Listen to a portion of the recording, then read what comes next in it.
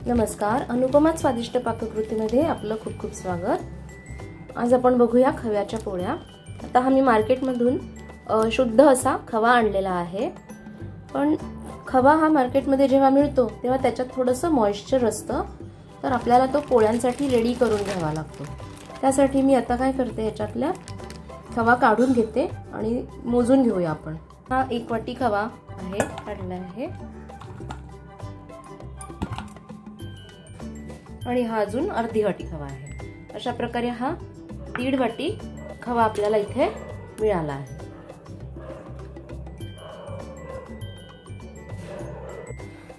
आता मी इथे एक नॉनस्टिक पॅन घेतला आहे आणि त्याच्यामध्ये हा सगळा खवा आपण इथे कोरडा करून घेऊया।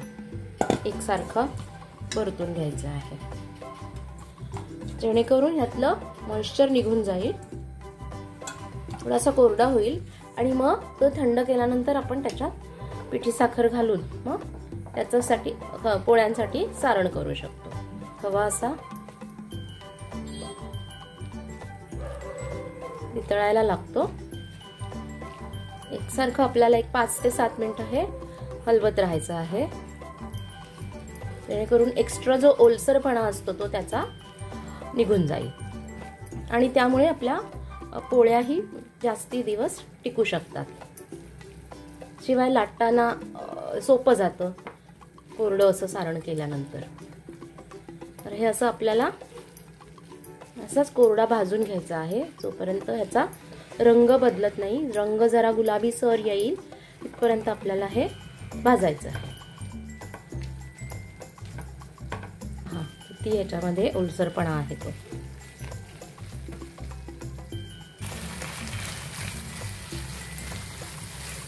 हा, याचं तूप पण सुटतंय आणि हे छान आता थोडं थोडंसं कोरडं होऊ लागेल।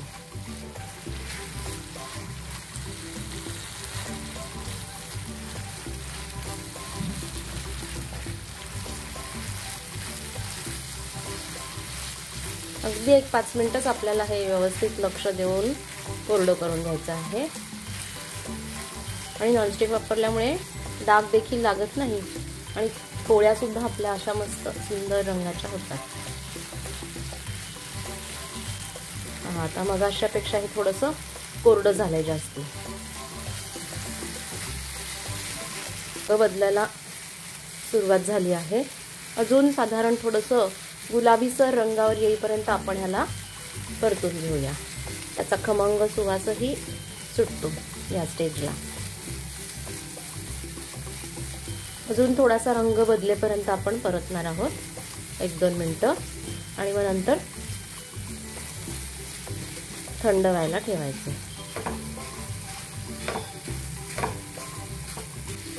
आता पुरेसं याचं तूप सुट्ट झालं आहे आणि रंग देखील गुलाबीसर झालेला आहे। आता या स्टेजला मी गॅस बंद करते, म्हणजे कुठेच आता कच्चा राहिलेला नाहीये खवा।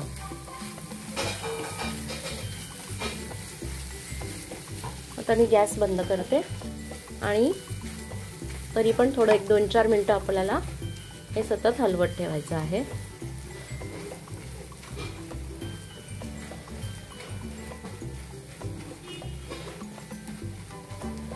जेणेकरून त्याला डाग लागायला नको। आता इथे जराही पाण्याचा अंश दिसत नाहीये, फक्त खवा आणि ह्याचं हे तूप, हे एवढं तूप आपल्याला जेव्हा पिठी साखर आपण घालतो ते मळण्यासाठी किंवा कोरडं होण्यासाठी पुरेसा आहे। त्यामुळे अजिबात इथे तुपाचा काहीच वापर करायला लागत नाही या रेसिपीमध्ये।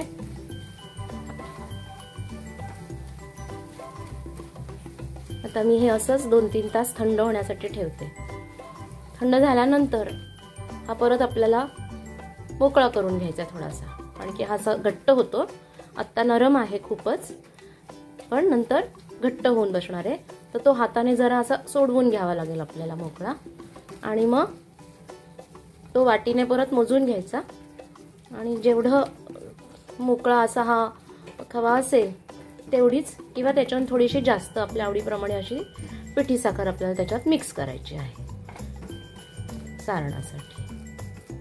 चला, मी आता हे थंड व्हायला ठेवून देते।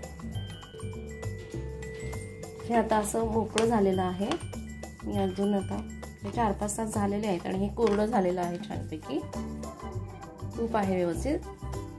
आता आपण मोकळं करून ह्याच्यामध्ये पिठी साखर मिक्स करूया.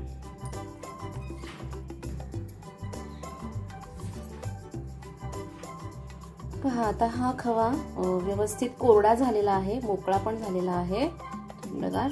आणि 1.5 वाटी आपण हा खवा घेतला होता जो परतून व्यवस्थित कोरडा केलेला आहे. त्याच्यामध्ये बरोबर 1.5 वाटी मी पिठी साखर घालते. 1 वाटी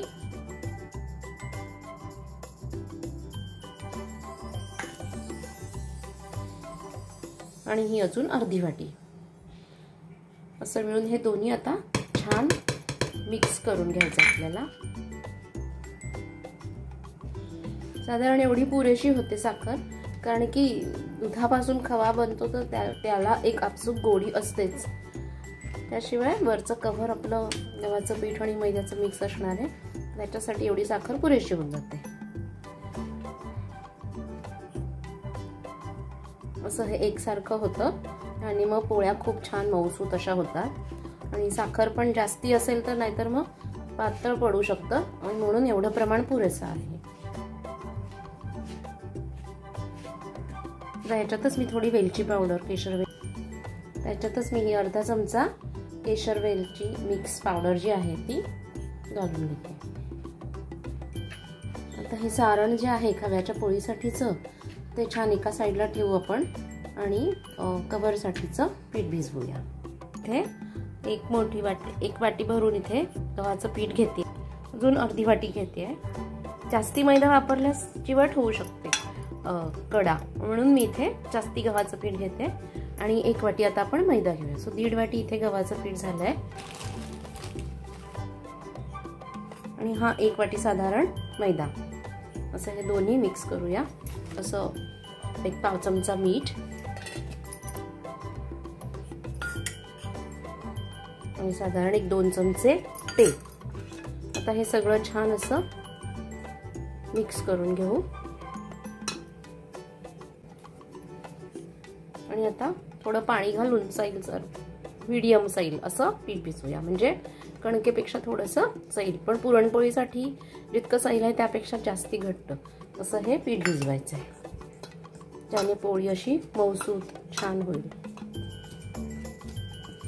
15-20 मिनिटं हे छान भिजवून ठेवायचं आपल्याला.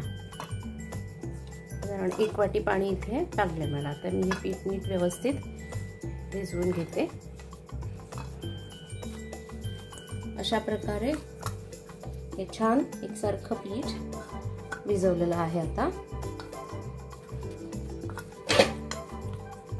नेहमी आपण चपात्या करतो त्यानुसार तसंच पीठ भिजवलेलं आहे आपण, पण पुरीचं घट्ट असतं त्यापेक्षा जरासं सैलसर असं.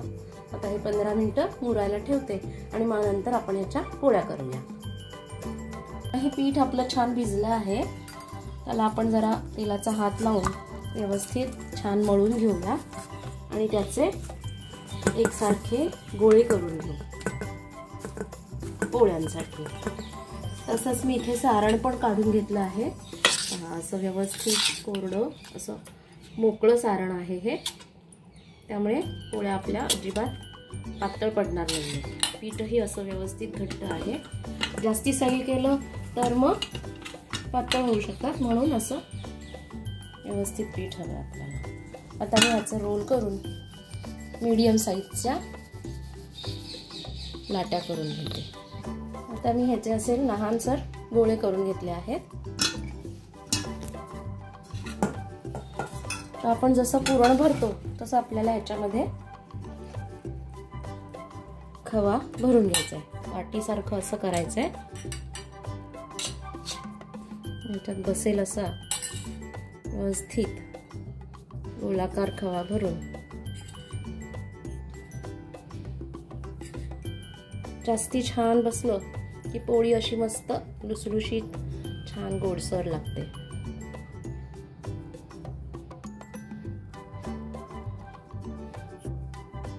बाकी तशा ह्या पोळ्याही करायला सोप्या असतात जर व्यवस्थित वरचं कणिक छान जमले की. थोडंसं पिठात हे करून मी ह्या पोळी लाटून घेते. आपण गॅस चालू करूया. कारण शक्यतो नॉनस्टिक तवा घ्यायचा, कारण आपण जरी काळजी घेतली तरी काही वेळेस जर का फुटले पोळी एखादी तर साखरेमुळे ते डाग पडू शकतात. तर नॉनस्टिक असेल तर इझिली आपल्याला ती फिरवता येते. आणि असं हलक्या हाताने व्यवस्थित पोळी पसरून घ्यायची आहे. पूर्ण असं त्याचं सारण असं कोरडं असलं की सारण पूर्ण कडेपर्यंत येतं. अशी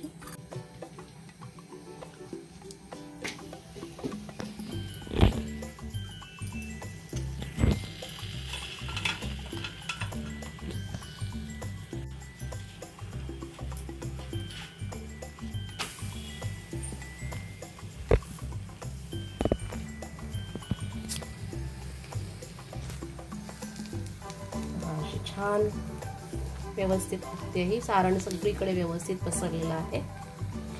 आणि अशी एकदा त्या साईडने आणि एकदा दुसऱ्या साईडने असं करून लगेच ही पोळी आपण काढून घेऊ शकतो. अशी ही पोळी आपली तयार झाली आहे.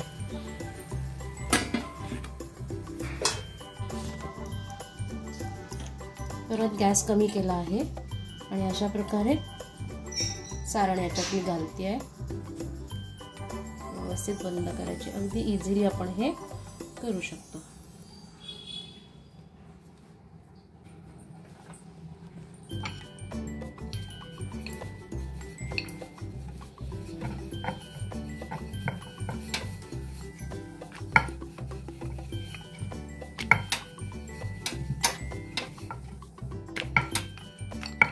जशा हव्या तशा लहान मोठ्या साईज मध्ये आपण पोळ्या करून घ्यायच्या.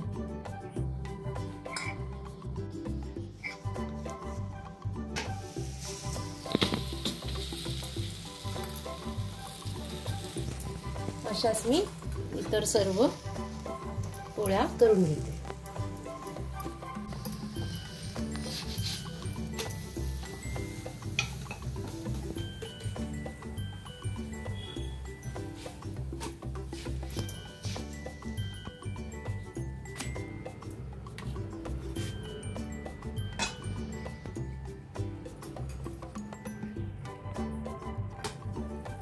अशा प्रकारे इथे व्यवस्थित या पोळ्या तयार होत आहेत. एकही पोळी फुटली नाहीये, कारण की पीठ अशा प्रकारे आपण व्यवस्थित भिजवलेलं आहे. जास्त सैल नाही आणि जास्ती घट्ट नाही असं. त्यामुळे इझिली आपण ह्या पोळ्या करू शकतो. 5-6 दिवस अगदी व्यवस्थित राहतात, ज्यामुळे आपण प्रवासातही नेऊ शकतो किंवा मुलांना खाण्यासाठी म्हणून करून ठेवू शकतो. डब्यासाठीही छान असते पोळी.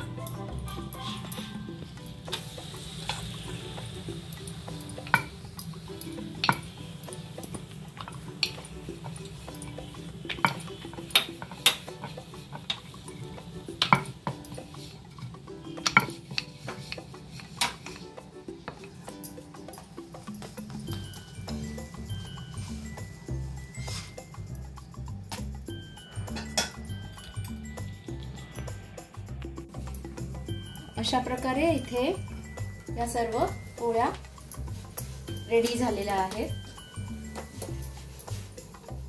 या प्रमाणामध्ये साधारण 15-16 या गव्हाच्या पोळ्या झालेल्या आहेत. व्यवस्थित शकता अशा प्रकारे प्रत्येक पोळी व्यवस्थित अशी खुटखुटीत झालेली आहे. तर इथे काळजी एकच घ्यायची की एकावर एक ठेवायच्या नाहीयेत या पोळ्या, तर असं पसरवून ठेवायच्या आहेत. कारण थंड झाल्यावर ह्या अशा प्रकारे कडक होतात, थोड्याशा खुटखुटीत होतात म्हणजे, आणि त्यामुळेच मग ह्या अगदी 5-6 दिवस व्यवस्थित टिकतात.